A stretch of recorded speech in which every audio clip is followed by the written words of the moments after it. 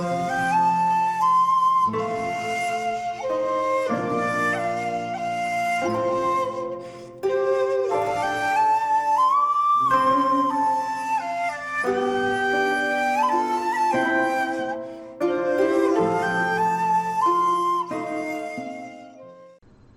there, this is Solitary Ronin from Solitary Ronin Films, and welcome to part 5 of my Kurosawa Before Rashomon series.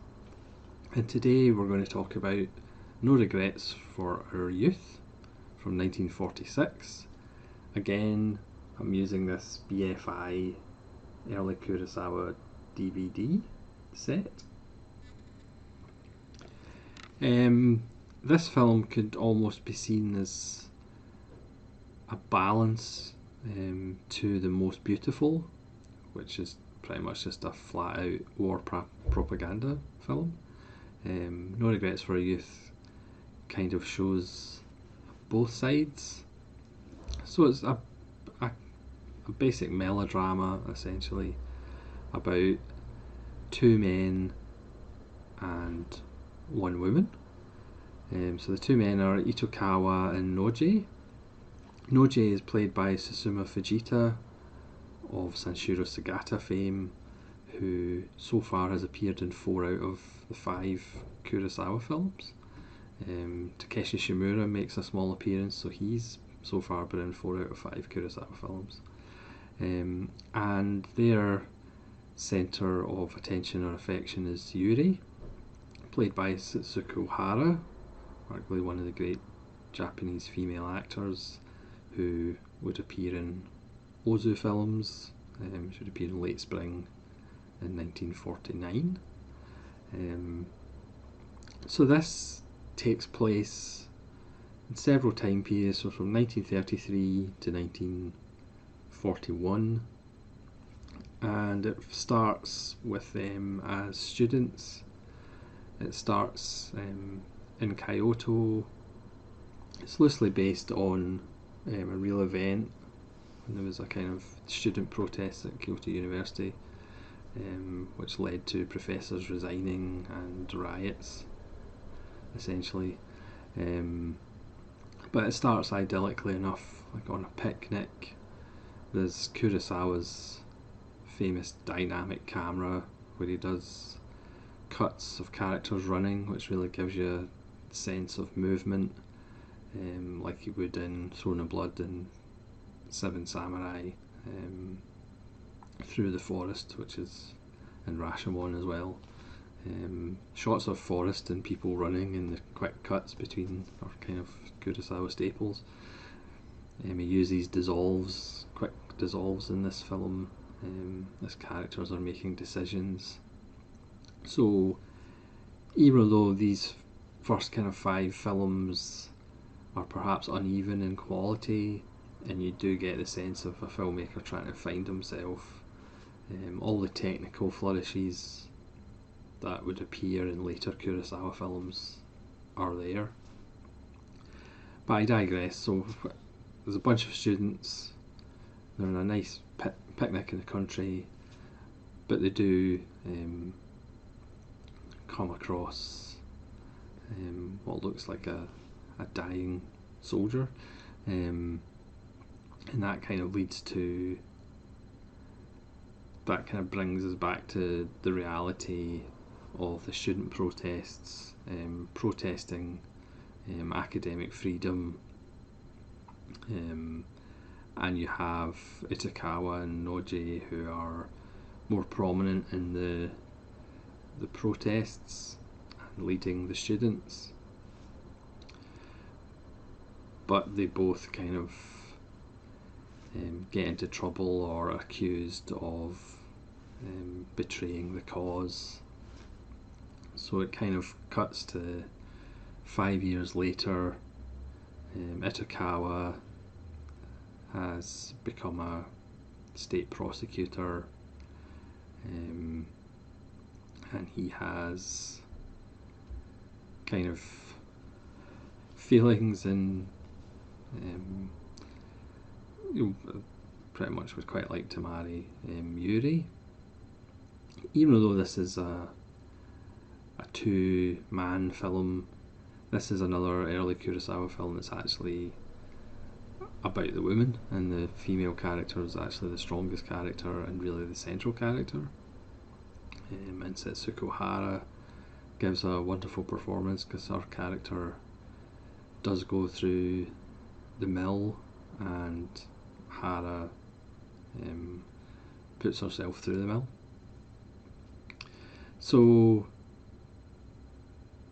we don't hear about Noji until Itakawa says he'll bring him over, which Yuri's not that happy about, and they do come for an evening, and we find out that Noji's been in prison for 5 years because of his political beliefs, because he's now kind of well on the way to being like a political radical against the state. So he served 5 years in prison, but he has joined the army to try and get his life straight. And again it passes to 1941, where Yuri decides to leave home. Sorry, 1938 she decides to leave home. She doesn't want to get married, she wants to make her own way. She bumps into Itakawa in Tokyo. He's since been married, and his wife is expecting. We then find out that Noji is a kind of political writer in Tokyo. So Noji and Yuri get together again, and they get married, and then everything's going swimmingly, and then Noji's arrested again for his anti-war beliefs and anti-state beliefs, and he is arrested, and Yuri is taken to the police station to be questioned, and the detective that does the questioning is Takashi Shimura, who does look strange because he's got a full head of dark hair, which usually we see Shimura with a hat on or with a shaved head, and he plays a really kind of sleazy, menacing, threatening character, which again we're not really used to seeing Shimura play that kind of character very often, but he does go, he's committed to being quite a kind of sleazy, unlikable character. And then that's pretty much how far I'll take it without spoilers. So they're both in prison being questioned, or being in, not prison but in the police station, being questioned about the political beliefs, and Noji is being characterised as a war saboteur, whose future is bleak. So Yuri's father, who was a professor at the university and resigned over the whole protest thing because the protest was squashed, the state kind of took over and the student rebellion was kind of crushed. So he has resigned, but then he's given free legal advice to the poor, which Otakawa, because he works for the state, pretty much denounces and tells him he shouldn't be doing it.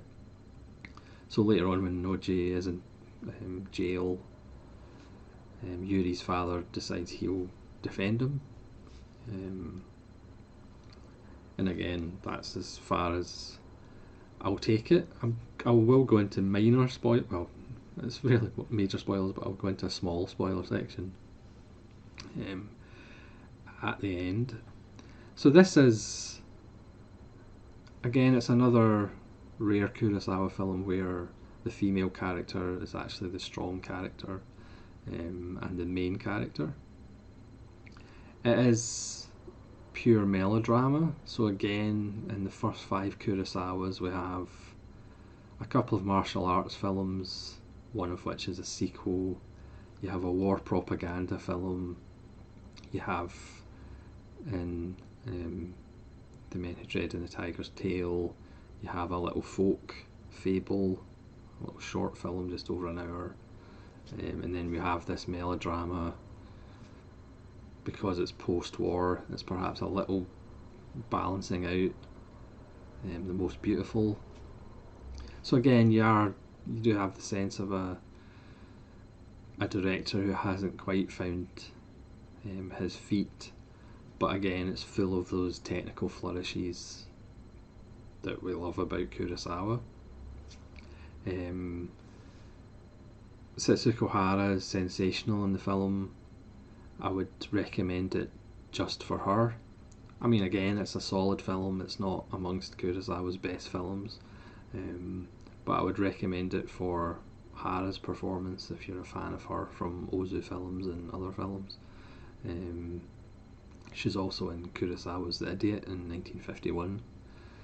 So again, it's another solid early Kurosawa film with really wonderful technical flourishes, and I would recommend you check it out if you haven't. Now I'm going to go into spoilers, so go watch the film and come back, or if you've seen the film, carry on watching. So the main spoiler is that Noji dies in his cell. Again, it's not actually stated whether he killed himself or whether he had an accident, but he does die in his cell. So obviously Yuri is devastated at this, so she decides to go see his parents and take his remains to his parents, who are poor farmers out in the country. So she goes there. The father is almost catatonic because the town folk have heard that Noji was, anti-Japan and anti-war and a saboteur. So they've had graffiti written on their house. They only work the farm during the night to avoid people throwing things at them and abusing them. So Yuri, who comes from this fairly well-to-do family, pretty much gets down and dirty and helps Noji's mother, who we're introduced to as she's digging a grave for Noji's remains, which is quite moving and beautifully mounted by Kurosawa. So she helps the mother pretty much create the paddy field, plant the rice. I mean, the scenes, Kurosawa doesn't make it romantic or it's absolutely brutal as they till the field, and it is absolutely brutal. Hara goes from this pretty polished, urbanite, and transforms almost into an old woman just because of the physical toll that farming takes on her. And then once they've planted the crop, there is a sense of catharsis and a sense of achievement as they've done the whole rice field. But then one night they come out and the mother's distraught because the local villagers have destroyed the field. They've torn up all the rice. They've put banners up saying "keep out traitors" and other things. So the whole crop is absolutely destroyed. And at that point, the father finally kind of comes out of his almost coma, because he spends most of those scenes just sitting in the house staring into space, and I think he is the village leader in the Seven Samurai. I could be wrong, but I think he is the village leader in the Seven Samurai, and he pulls out the banners and he starts kind of replanting stuff, but those scenes are absolutely brutal. Yeah, the glamour and romanticism of working on a farm is like completely abolished because it's just absolutely brutal. Um, so Hara comes back to her parents, and they think she's going to, come back and go back to her life. All through the film, she's plays the piano. She's been playing Chopin. There's a wonderful scene where Kurosawa kind of does a dissolve with her playing the piano, and it kind of intercuts with her washing her hands in the river after a farming session, a planting session.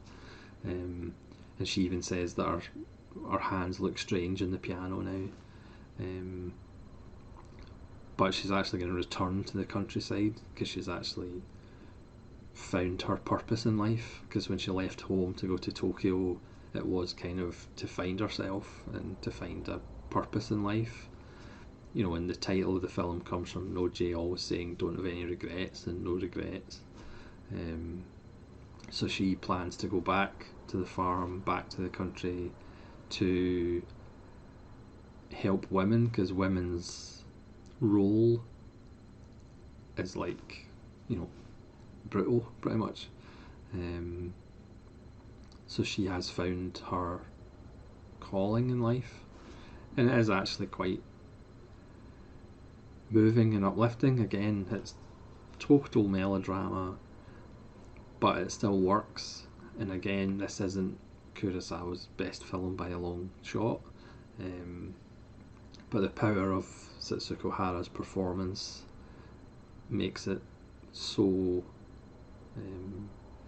worthy of your attention, I think. And again, it's about a character who is desperately trying to find themselves despite all this political turmoil that's going on, and obviously the war.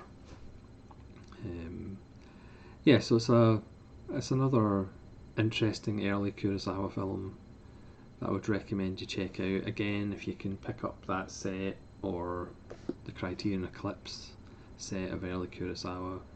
The print on No Regrets for a Youth is one of the best ones in the set. A couple of the prints aren't great, but that's a solid print. Again, hopefully Criterion at some point will redo the AK-25 set in Blu-ray, but we'll have to see if that happens or not. So thanks very much for watching and joining me for part 5 of Kurosawa before Rashomon, and hopefully you'll join me for part 6. This is Solitary Ronin from Solitary Ronin Films saying thanks very much for watching. Take care.